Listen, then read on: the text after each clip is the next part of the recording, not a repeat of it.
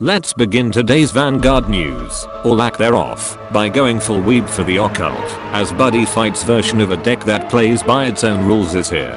Parade of 100 Demons is your typical Buddyfight starter, that has additional inclusion for 100 demon cards. Leader of the 100 Demons Ikazuchi, when placed by riding over Parade of 100 Demons lets you mill up to one card from the top 7 cards of your deck.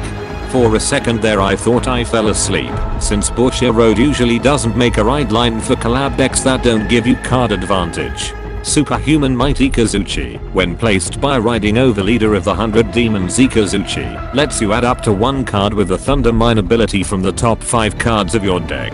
I still think I'm still asleep, because the right line ability is too fair. Lightning of Beginnings Thunder of the End Ikazuchi once per turn while on Vanguard, lets you pay 1 counter blast to call up to 2 non-sentinel 100 demon units that isn't Yamigedo, and with different names from your drop zone. And once per turn while on Vanguard, you can pay 1 gauge to retire an opponent's rear guard, without factoring any of the 100 demon cards. This is a very simple Vanguard unit. Even the grade 1 right lines milling ability makes sense with this card's ability. Thunderclaw Nerukami is an arms order card that can be played from the drop zone.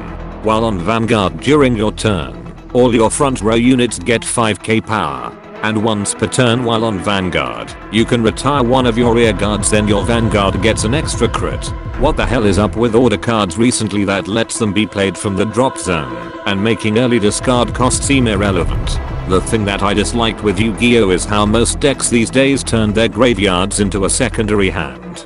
Purplish Green Dragon Paluda once per turn while on rear guard, lets you reduce 5k power from your opponent's grade 1 rear guard that was placed. If you have a Ikazuchi Vanguard, we got a Legend World card before an actual Legend World deck. Having this card on rear guard as early as your grade 1 ride turn is like having an extra 5k shield assuming your opponent calls a booster. Poisonous Water Dragon's Azamara once per turn while on rear guard, lets you reduce 5k power from your opponent's grade 2 rear guard that was placed. If you have a Ikazuchi Vanguard, now we have a Danger World card. I'm assuming we are just going to get the other worlds that don't have a deck yet in this deck until this set sells enough and Bushiroad makes a second wave of support for Buddyfight. This does put into perspective that this is less of a collab and more of a workaround for Bushiroad to keep using the Buddyfight property. Stranger Dilemma once per turn while on rear guard, lets you reduce 5k power to one of your opponent's rear guards when they play a normal order if you have a Ikazuchi Vanguard. And now a Hero World card. Funny how it's more interesting to talk about cards that don't have a world deck yet than talking about the actual Thunder Mine ability. Eliminate a Glassile Abolus once per turn while on rear guard, lets you reduce 5k power to one of your opponent's rear guard that has its power reduced by your card's Thunder Mine ability. If you have a Ikazuchi Vanguard, then you can pay 1 counter blast to draw a card. I vaguely remember that Thunder Mine was compared to Link Joker's lock mechanic back in the day, where this was less oppressive. But now this reminds me more of Levidrus's markers. Ice Prison Emperor Cocky Tusk Greed when placed on rear guard lets you put the top 2 cards of your deck into your gauge face down. While on rear guard, you can pay 3 gauges to retire an opponent's rear guard. And while on rear guard, it gets 5k power when it attacks, if your Vanguard is grade 3 or higher. Ancient World card this time. Other than that, this card is very straightforward with its ability. User of Darkness Dunstan can only be called by paying 1 gauge. And when placed on rear guard, you can put up to 100 demon set order from either your deck, drop zone, or face up damage. Then put the top card of your deck into your damage if you got a card from your damage zone with this ability. And here's another card that can play a specific set order without grade restrictions from almost anywhere by just paying 1 gauge. Just another day where I'm pissed off how Retrospective Dragon is overcosted. Starved Yamigedo is a set order card that you can only put 1 copy in your order zone. And while in the order zone, you can put up a 100 demon card in your drop zone into your gauge face down whenever you reveal a damage check or your rear guard is retired.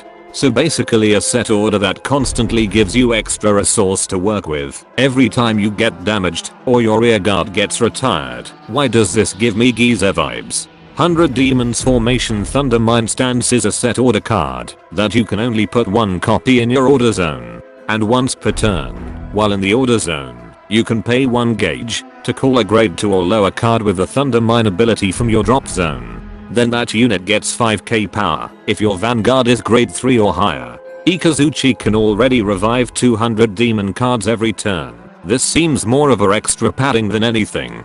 Shrine of the Corrupted Fuchigami is a set order card that you can only put 1 copy in your order zone. And once per turn, while in the order zone, draw a card when your rear guard with the Thunder Mine ability is placed. I'm going to crash out how a Buddyfight collab deck not only gets their draw engine set order easier and less cost than Thegria, but you can play it as early as your grade 1 right turn as well as get value out of it on the same turn.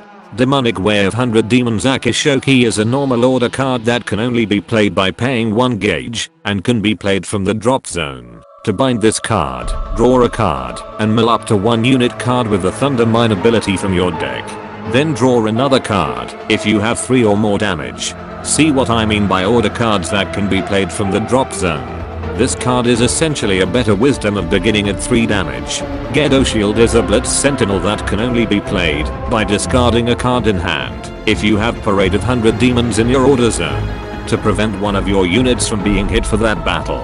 Then remove this card and pay 1 gauge to reduce 5k power to one of your opponent's rear guards. Would be funny if you use this card's extra effect only for your opponent to get an over trigger, and seeing as the deck doesn't really let you play more than 1 blitz order per turn, this card becomes a liability unless the deck gets generic sentinels.